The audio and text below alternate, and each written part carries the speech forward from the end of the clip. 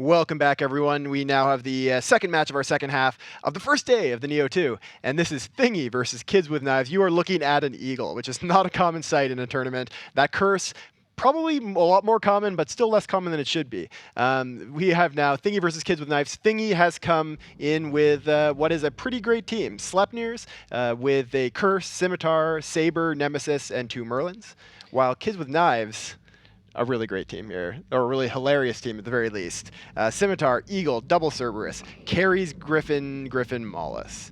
So this is an interesting setup. Like the Blaster Eagle, I'm not sure how it really meshes in with the 2 Serbs and the ECM frigs and the electronic attack frigs. I mean, it could be heavy tackle. That's definitely something that it would do a good job of. I want to actually take a look at what missile launchers are on these Serbs here. You can already see full E-War coming across on that Scimitar, and the Serbs are heavy launchers. The primary is looking to be that curse as they fire out, as it's already target painting and missiles coming across the field. Curse is pretty much always a good primary if you can hit it. Yeah, exactly. It's going to newt you out. It'll tracking disrupt that Eagle, so they really want to get rid of it as soon as possible. This Thingy team is going to rely, or sorry, this Kids with Knives team is going to rely very heavily on its E-War. It's going to have the carries and the Maulus damping. It's going to have the Griffins jamming, probably some more damps on the Cerberuses, and then the Eagle is going to be in there, probably providing a lot of tackle and close range damage. I wonder if the Eagle's a bait Eagle.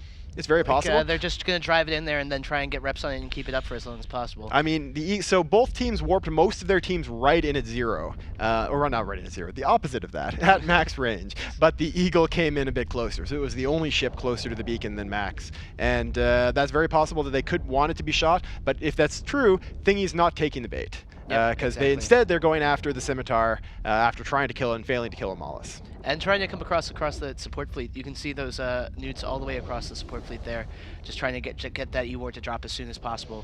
Really devastating as you start to lose ships. It just becomes more exponentially more powerful. Yeah, what we often see in these kind of E-War or an E-War heavy matchup is that you get a bit of a snowball effect going. If the team with a lot of E-War can kill a couple of ships, as this Kids with Knives Scimitar drops, which is going to be really, really bad for Kids with Knives. And the curse in return is only at half armor. Yeah, it's hanging on just fine. I mean, it's actually not getting reps. It looks like the Scimitar is probably jammed, but it's also not taking a lot of damage. It looks like it's been able to keep out of range of the Eagle and is only taking some Cerberus heavy missiles and is able to just mitigate that quite a bit. Second Griffin caught, Cerberus caught as well, just catching reps now, or boosting actually now. But we'll have to see. That looks like it's going to go down pretty fast. Yeah, that Cerberus has Sleipnirs on it. Yeah, that's not going to be good. Really, really oddly, the Eagle for Zax is just far away from everything. I mean, you would kind of expect this ship to be at least keeping up to like the Sleipnirs or intercepting something, but it's just sitting in the middle of the arena with nothing anywhere close to it. This is going to be a complete wipe here. The Cerberus is about to go down. The Eagle just off in the middle of nowhere. Yeah. That carry is not going to be able to do much all by itself. Once that support, the E-War frigates dropped, there was pretty much nothing left to do there. They couldn't suppress any damage, especially once the Sleipnirs were getting on top. They were keeping their damps on the curse and the Scimitar. Yeah. Actually, what I can pretty confidently say is happening to that Eagle. The reason it's nowhere near any of the other targets, it's been neuted and can't run its micro warp drive. That's the awesomeness of this curse. That Eagle is doing nothing because it's close range and it's not within 20 kilometers of anything.